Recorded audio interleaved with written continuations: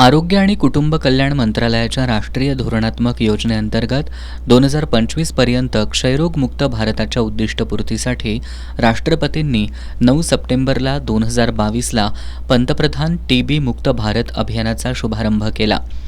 कोल्हापूरचे जिल्हा क्षयरोग अधिकारी डॉक्टर माधव ठाकूर आणि करवीर तालुका आरोग्य अधिकारी डॉक्टर उत्तम मदने यांनी या योजनेअंतर्गत संस्था, उद्योग समूह, व्यक्ती यांनी क्षयरुग्णांना किमान 6 महिन्यांसाठी पोषण आहार किट देऊन प्रदाता म्हणजेच निक्षय मित्र बनवावं असं आवाहन केलं होतं.